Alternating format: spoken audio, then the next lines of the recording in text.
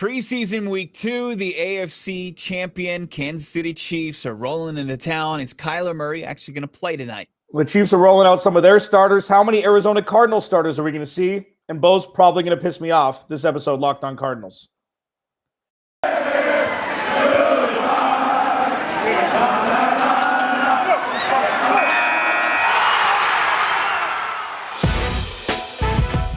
It's the Locked On Podcast Network, your team every day.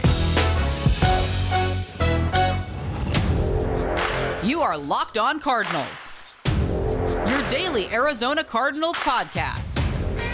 Part of the Locked On Podcast Network, your team every day.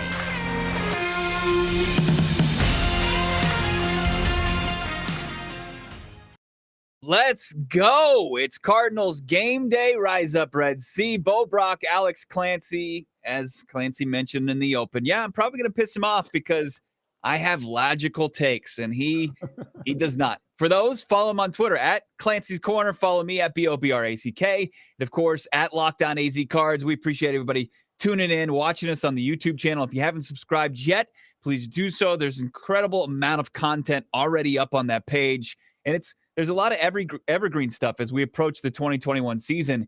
But today's episode, as we mentioned, it's all about breaking down preseason game number 2, the AFC champion Kansas City Chiefs, the Kool-Aid man. Is that offensive to say about Danny Reed, the Kool-Aid man coming to town? Yep. Yeah, okay, I apologize.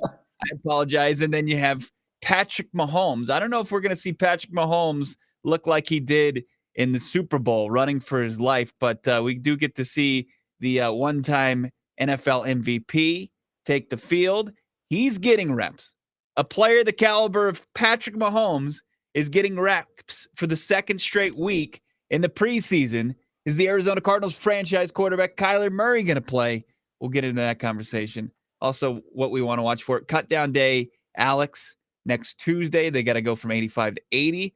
We'll see who's on the block. But really what we want to see from this Cardinals team in their second straight week with the game. Just a repeat of last week. I mean, every draft pick pretty much showed out like you wanted him to. We'll see Kyler Murray, hopefully. This is as fun a preseason game as like fans are going to get to watch. I mean, you get to see Patrick Mahomes on the sidelines of the opposing team. You get to see him on the field. We're going to get to see the first kind of test of this secondary when it comes to they're going to be facing the best quarterback on the planet, so in some capacity.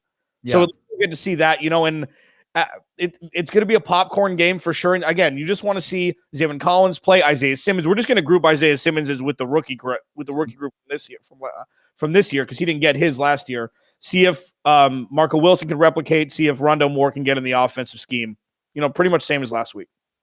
Yeah, but we are expecting to see Kyler Murray. I say kind of jokingly, Kyler Murray had his comments earlier this week, and I just want to kind of close it. We had our throwdown Thursday about Kyler Murray. Should he play in the preseason?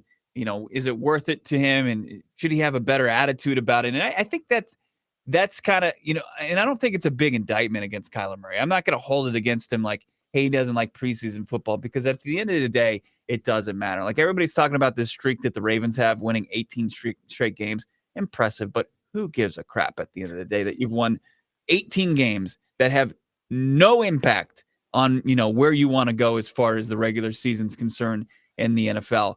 But I don't know. I see Tom Brady. I see Patrick Mahomes. I see all these guys that are they're at a different level than Kyler Murray. And they love it. And I've always got that sense from Kyler Murray that he's just a jock. He likes to go out there. He likes to compete. He's competitive on the field. He's competitive off the field. So I was kind of surprised, like, his comments recently about the preseason. And he's just like, I don't like to go out there. And I'm paraphrasing there, but basically he doesn't like preseason football. Yeah, I mean, there's a couple wrinkles to that. One, the entitlement the young quarterbacks have now that they haven't had in the past, it's kind of, they're jumping 7 or 8 steps because they know how much power is in the quarterback position now.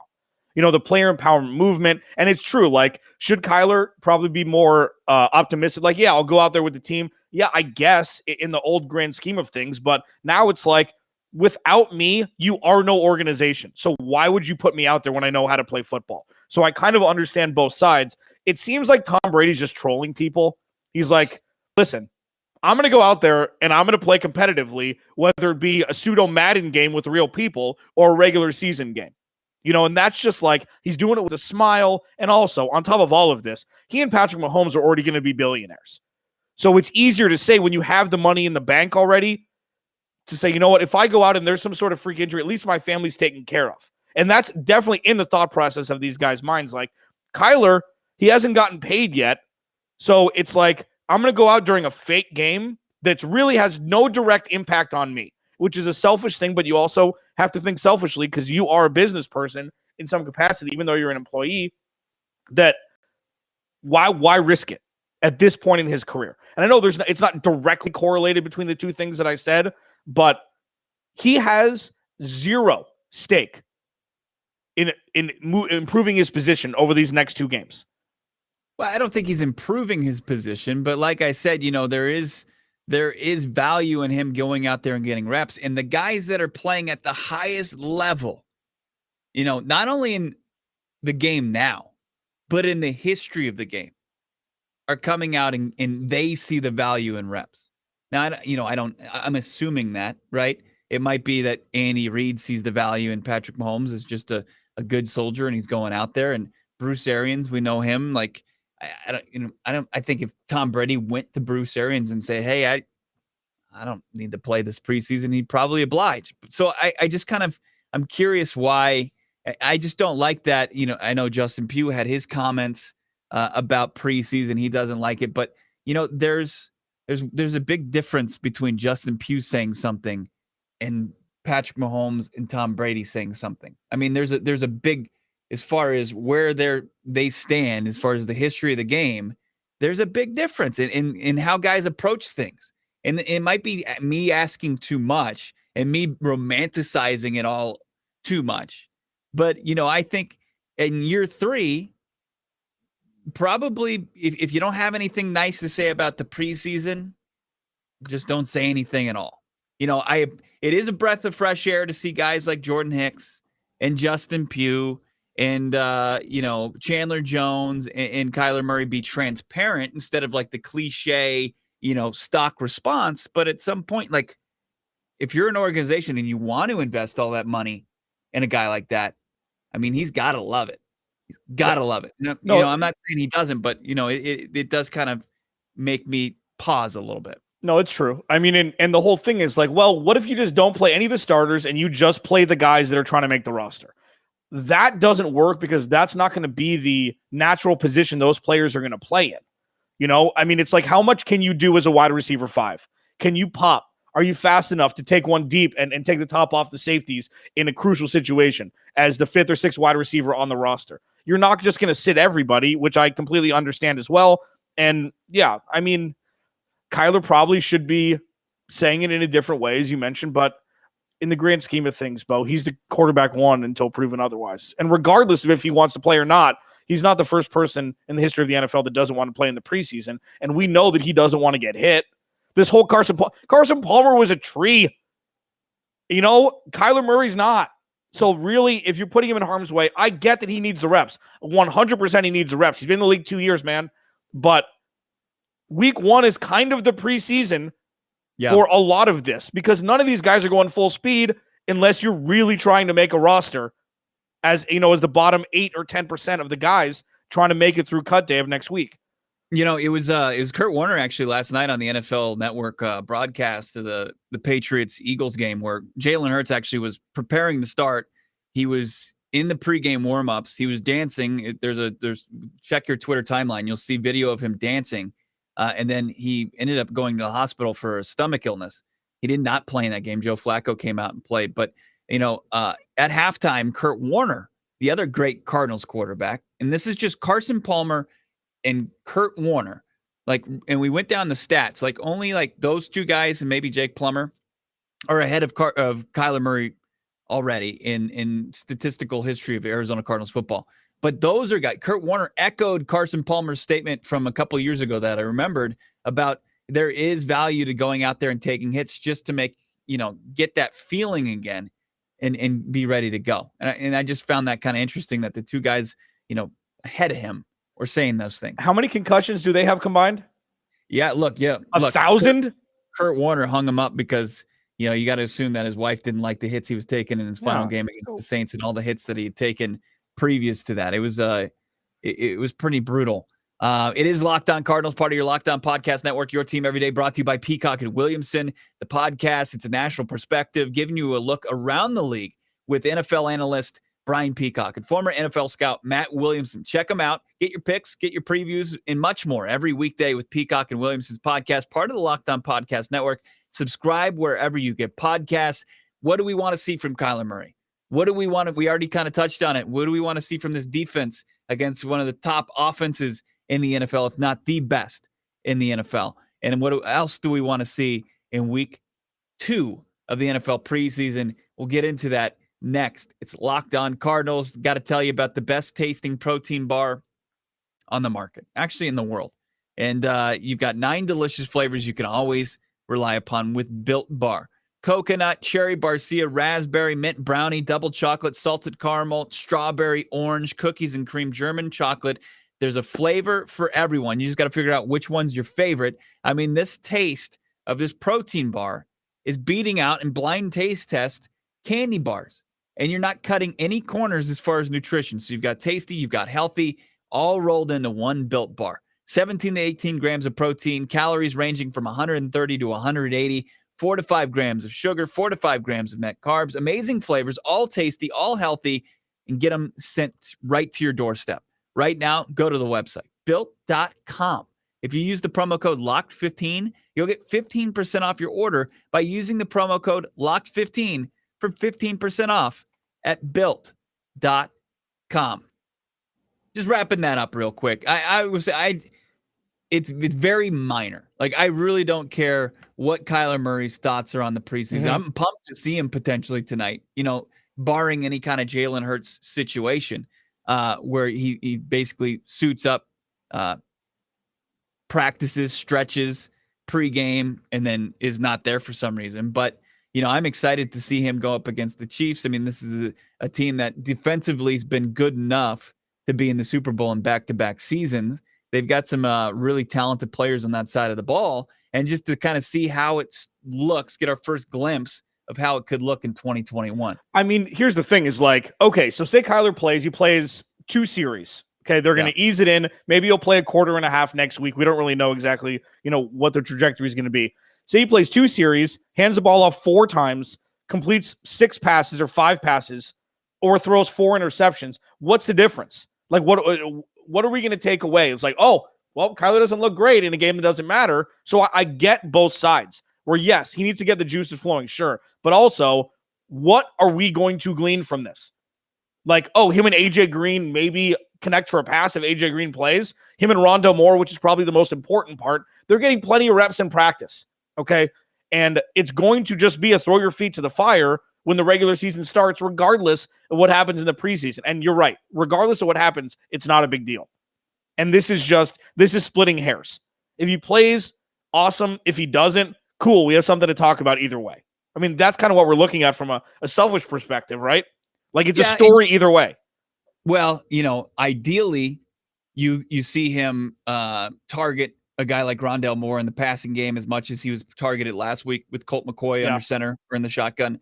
It was Rondale Moore running, I think 35% of the routes that he ran, he was targeted, that's DeAndre Hopkins. To keep that in perspective, DeAndre Hopkins is anywhere between 28 and 30 during the regular season, which is ridiculous. That is a ridiculous target share. Yeah, like number ones are usually like anywhere from 25 to like 28. That's a ton of targets. But you hope that he targets a guy still. Rondale Moore is commanding the football. You hope to see AJ Green. You hope to see those intermediate passes. You hope to see Kyler Murray, maybe light it up a little bit, 10 to 15 yards. And you're like, okay, there we go. And then call it a day. Also, you want to see the offensive line play better than it did last week. Colt McCoy, what was he, sacked 3 times last week? You don't want your franchise quarterback taking as many hits as Colt McCoy did. That's going to be paramount tonight. And that was Dallas's defensive line. And I think I think it's fair to say that the Chiefs are a little bit more talented as far as their front seven's concerned. So you want to see the offensive line perform a little bit better. You want to see Josh Jones on the field a lot tonight. Josh Jones, right? Yeah. I mean, this is just move him around. This is just figure it out. Figure out where he's going to be for you when you need him.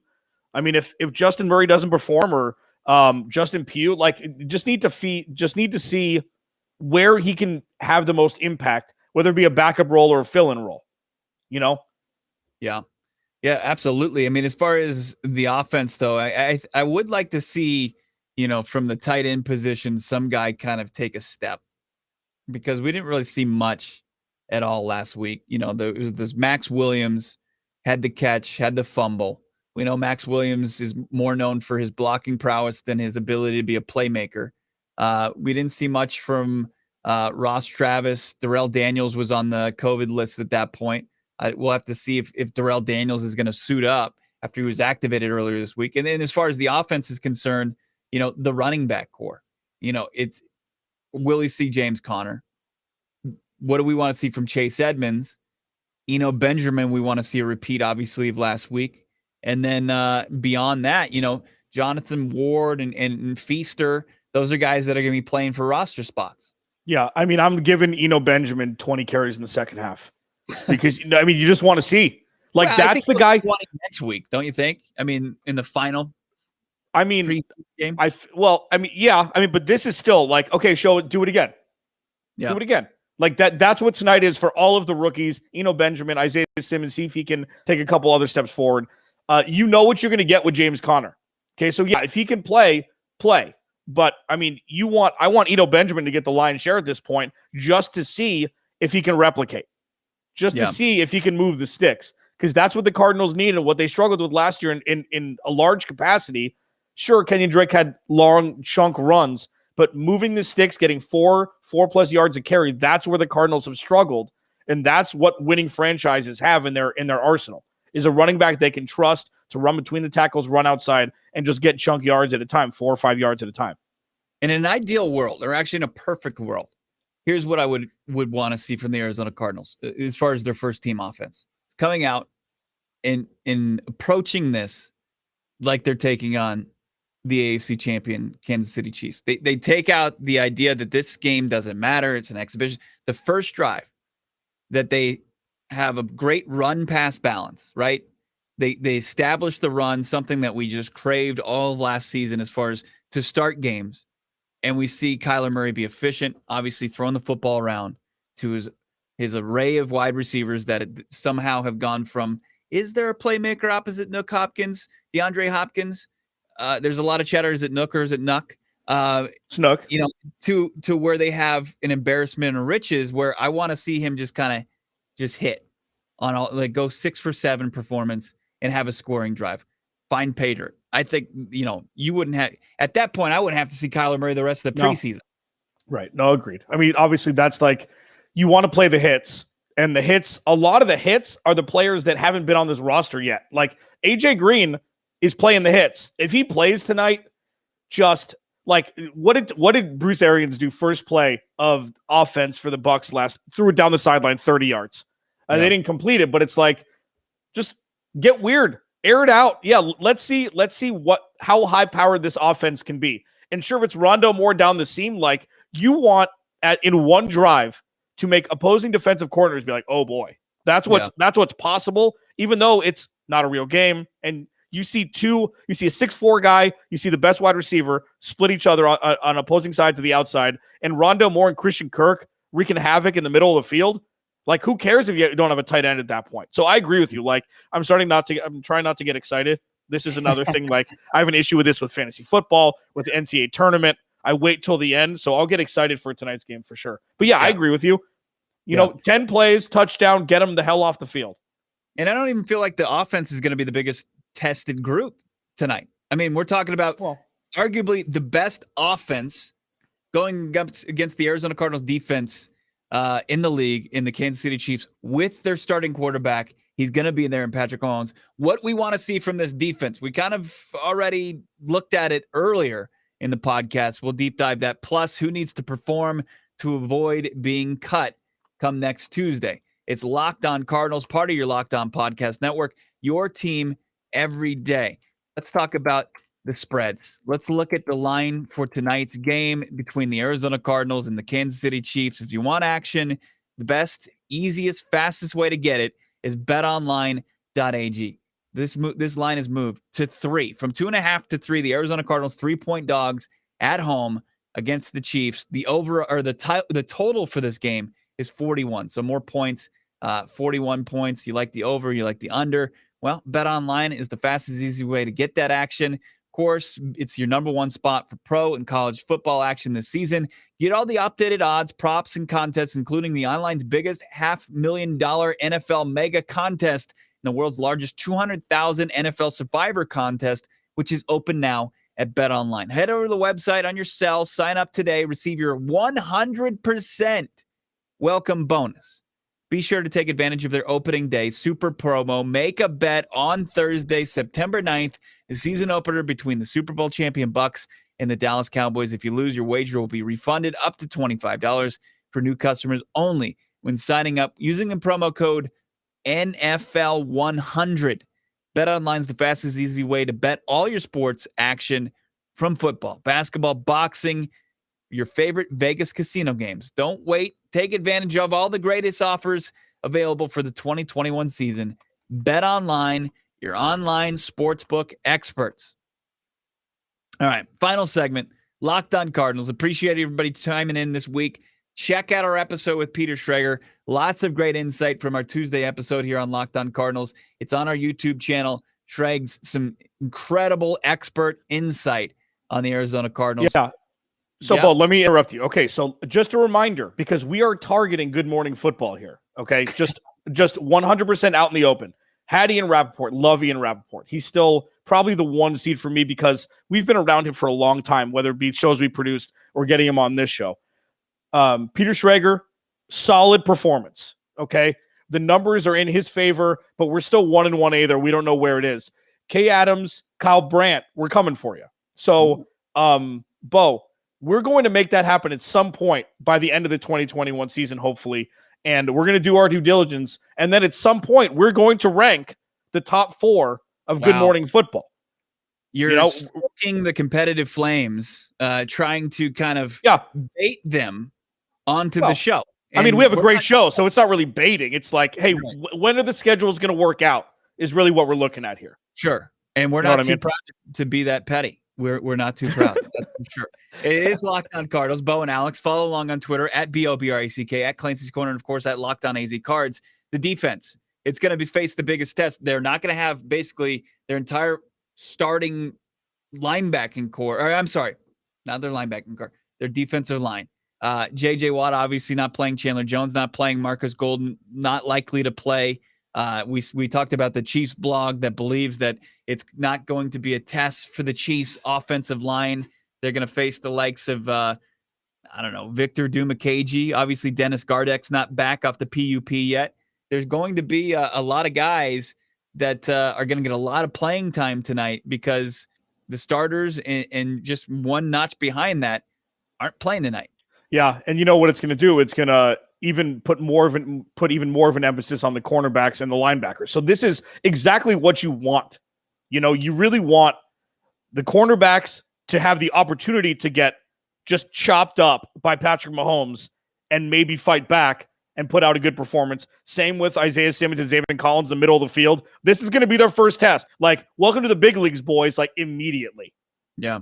Welcome to the big leagues. And then you have your safeties with the 38 safeties that the Cardinals have on the roster seemingly still to kind of see what they can do when there's going to be an absence of that top-tier pass rush that we think the Cardinals will be able to put out on Sundays. So this is great. This is a great practice setup for young guys and guys that need to get their feet thrown right into the fire, not only for the guys trying to make the roster, but the guys they're going to be playing week 1 on the defense. Yeah, I mean, you mentioned last week, and you've mentioned it a couple of times about Zaven and Isaiah Simmons, who let's put a timetable on. We got to find out before. Let's just throw out our first couple nicknames for that duo next week. We'll start to put that process and get that going. But Isaiah Simmons and Zaven Collins are going to be on an island tonight. We're going to see them with a very, I guess, watered down pass rush. See what they can do, especially as far as coverage is concerned and filling gaps, and as far as how they can slow down. And when those rushers, when I don't know if it's going to be Clyde Edwards-Helaire or whoever it may be, stop them when they get to the second tier there. If they can slow things down, they can cut off angles, and they can be the guys that we think they can be. And then you're right. Now also we're going to see the young defensive secondary get a lot of action with Patrick Mahomes throwing the football. Marco Wilson, you want to see a repeat performance. I saw some people saying, hey, we want Marco to match up with Tyreek Hill. Let's not do that. Let's just see if he can. Come on. Yeah, McCall Hardman or whatever. Let him guard him. That's a little bit easier assignment. Let's keep it to where he's just going up against pro wide receivers and winning those one-on-ones. He doesn't have to match up with Tyreek Hill because that's never going to be asked of him during the regular season. At least I hope not.